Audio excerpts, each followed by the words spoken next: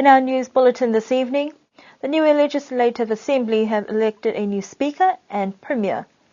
The Premier has selected his Cabinet Ministers with a swearing-in ceremony held today. Niue is preparing to ship asbestos off island.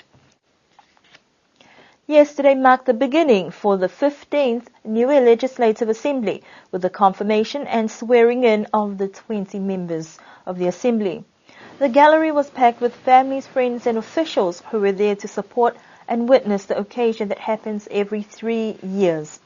The first part of the program was conducted by the previous Speaker of the Assembly, Ahohiwa Levy, and the clerk to the Assembly for members to take the oath of allegiance and assurance they would work to the best of their ability to represent their constituencies and the people of Niue. The next order of the program was the election of the Speaker of the House, with 2 new names put forward for the position, Maru Talangi and Tonga Valupihingia. Members voted for their preferred candidates. There were 8 votes in favour of Maru Talangi, whilst there were 12 for Tonga Valupihingia, who humbly accepted the calling that he says was a surprise and a full circle in his career serving the people of Niue.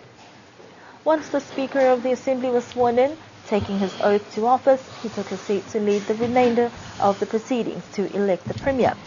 The Premier nominees were Stanley Kaloni and Toke Talangi. When put to the vote, there were 8 votes for Stanley Kaloni, while there were 12 for Toke Talangi. The formal proceedings concluded with a short dedication service and blessing led by the President of the Ecclesia Niue, Reverend Aifulia Pumale. We spoke to the newly elected Speaker, who said he was humbled by the position and it was a surprise coming full circle in an illustrious public service career. It's a huge surprise, to be honest, and I treasure it very humbly. It's going to be a lot of hard work for me, and it's a matter of working together with all the members of the House and trying to get to some rhythm and some fluency in getting the business of the day. I've been working in the Assembly since I left school back in 1974. The Assembly then was, the government then was only 3 months old when I joined the Assembly coming back from studies. So, I have huge respect for those that have gone before us, all the matua that, helped me throughout those years working in the House. I'm deeply honoured and humbled by this appointment. Retaining the title, Premier Toke Talangi says he too was humbled by the belief that has been bestowed upon him to lead the country for the next 3 years in efforts to build a prosperous Niue. I'm very humbled by the honour that has been given to me by the members of Parliament of our Assembly, and also by the people who voted for us to continue the work that we've been doing over the past 3 years, or 6 years if you wish.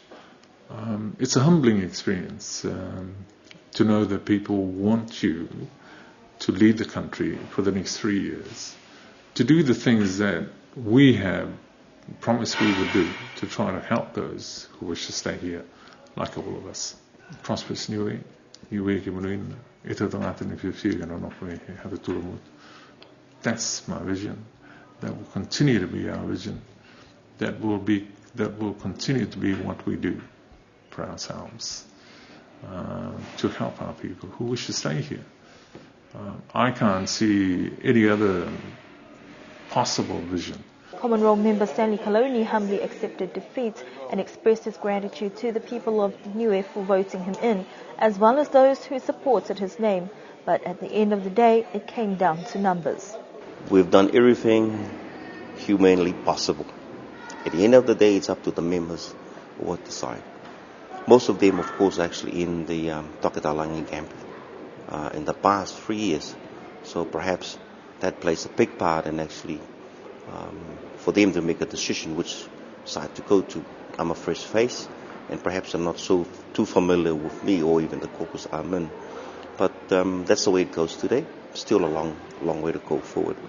In any political scene, in any political after election, the numbers, it's a numbers game. And if you don't have the numbers, you don't form the government. But anything can happen from now. Anything. The focus now will be to take the debates and discussions to the next level in preparations for meetings yet to come, now that all positions have been confirmed. This morning, Premier Toke Talangi announces ministers that will make up the cabinet to steer the country forward for the next 3 years. A swearing-in ceremony was held at the Whalefono foyer this morning, presided by the newly elected Speaker for the Assembly, Songabalu Pihingia. As set out in the Constitution, the Premier has to select 3 members from within the Assembly to form the cabinet, and that saw 2 major changes. After years of supporting the Toke Talangi government and working from the sidelines, the member for Abasele, Honourable Billy Talangi, has finally secured a position as a cabinet minister, along with the member for Alufi South, Honourable Dalton Tangilangi, who has also proven his worth, being selected along with veteran politician, member for Liku, Honourable Pokoto Sipili, maintaining his ministerial position. In addition, taking on board assisting roles to the ministers are Honourable Kupa Mangtongia, Honourable Joan Viliamu, and the member for Vaya Talaisi Tamatalaisi. With these final appointments confirmed, the focus now can be directed towards government's move forward for national developments.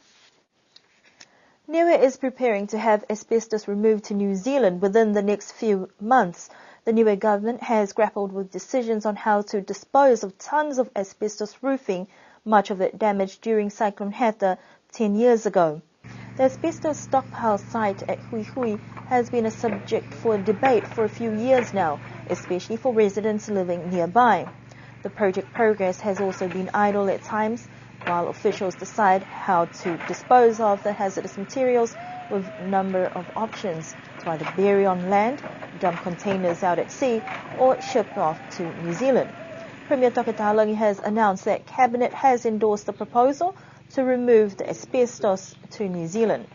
The only limitation, he says, is that only 20 containers can be shipped at any given time, and the removal of all asbestos from the island could be sometime in 2015.